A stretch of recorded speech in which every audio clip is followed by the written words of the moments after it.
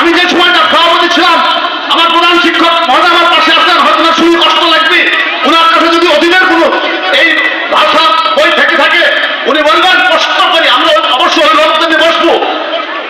উনি কষ্ট করে বললেন যে আমার ব্যক্তিগত কোনো 1 পয়সার ভাউচার সেখানে আছে কিনা। ইনশাল্লাহ আগামী দিনে এই প্রতিষ্ঠানের সকল দুর্নীতি আমরা খতিয়ে দেখবো এবং সকল হিসাব নিকাশ আমরা তাই মুন্ডায় বুঝ করে নেব। আমার বাংলাদেশ জাতীয়তাবাদী দলের সৈনিকরা, সামনে ভবিষ্যৎ সকল বিদায়ী ছাত্রছাত্রী, নবীনদের জন্য আগত সকল ছাত্রছাত্রী সহ এই প্রতিষ্ঠানের সকল শিক্ষক, কর্মচারী, কর্মকর্তাবৃন্দ, সামনে উপবিষ্ট অনেক চ্যানেলের সাংবাদিককে আমরা লক্ষ্য করছি। সবার প্রতি আমার আন্তরিক সালাম, সবাইকে সালাম, আসসালামু আলাইকুম।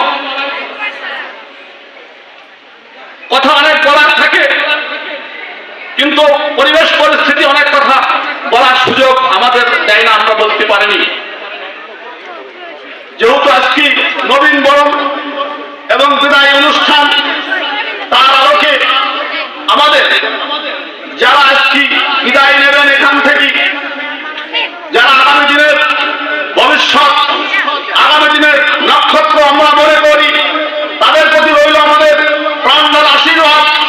আমরা সামনে আগায় নেওয়ার জন্য অনেক পরিশ্রম করেছি। তখন আমাদের বাংলাদেশ জাতীয়তাবাদী দলের চুয়াডাঙ্গা নির্বাচন এলাকার এমপি মহোদয় ছিলেন আমাদের হাজী মুজাম্মেল হক চাচা। একটা কাগজের জন্য আমরা প্রধান শিক্ষক কেনার কাছে গেলাম যে চাচা আমাদের কাগজটা প্রয়োজন, আমরা বুঝতে পারছি যে আমাদের যশোর বোর্ডে তলব করছে সেই কাগজটা। তখন উনি যখন আমাদেরকে বলছি যে মেম্বার সাহেব এই কাগজ আমি কুটালি বলে একটা নিম্ন মাধ্যমিক বিদ্যালয়, তাকে আমি প্রোটাক্ট করে দিচ্ছি, তাকে আমি বুঝাই দিচ্ছি, আপনি তার সাথে যোগাযোগ করুন, কাগজটা আমাদের দরকার আগামীকালকে। তখন মাগরিবের আযান দেয়, সেখান থেকে কুটালের নাম আমি জীবনে শুনে নাই। সেখানে আমি তখন প্রধান শিক্ষককে বলছি যে কুটাল যেতে হবে আমাদের। তখন আমরা লোকেশন পাচ্ছি যে টুকটুকের থেকে বাম হাতে যেতে হবে কত 10 কিলো দূরে। মাগরিবের আযানের পর বাসায় পৌঁছাইছি, এসার পর তাকে টানার কথা সাজেস্ট নিয়ে কাগজপত্র নিয়ে আমরা বাড়ি ফিরেছি রাত 12টা একটা সময়। এই কথাগুলো শুনতে হবে, জানতে হবে।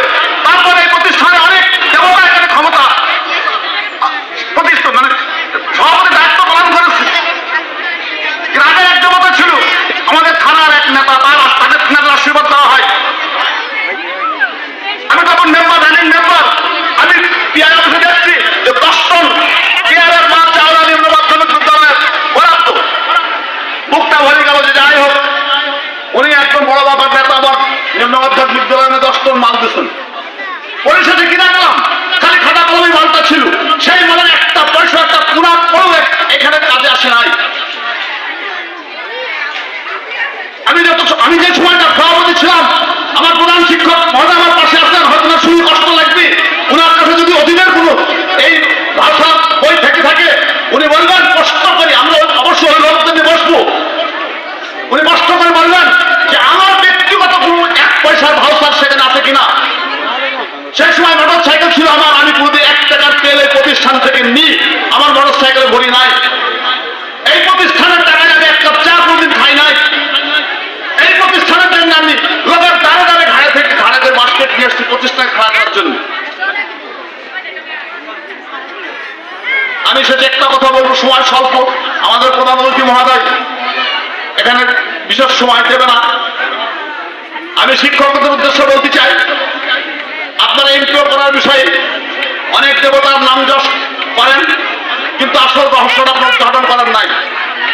যদি আমি শুনতে ভুল না করে থাকি, আজকে আমাদের যিনি জনপ্রশাসন মন্ত্রণালয়ের যুগ্ম সচিব আছেন, এই প্রতিষ্ঠানকে এমপিওভুক্ত করতে গিয়ে তিনাকে আইন পরিবর্তন করতে হয়েছে। আমাকে উনি বলেছেন যে মামা আমি বারবার মন্ত্রণালয় জবাবদিহিতার শিকার হয়েছি, আমাকে নীতিমালা পরিবর্তন করতে হয়েছে। যে নীতিমালা স্কুল ছিল, যে নীতিমালা সরকার চাই, সেই নীতিমালা কিন্তু স্কুলে ছিল না। কিন্তু পরবর্তী যখন এমপি হলো, তখন কাদের গুণগান আমরা শুনলাম, আমাদের ব্যথিত করে, আমাদের কষ্ট দেয়। আমরা আজকে প্রতিষ্ঠানে ফিরে এসেছি। ইনশাল্লাহ আগামী দিনে এই প্রতিষ্ঠানের সকল দুর্নীতি আমরা খতিয়ে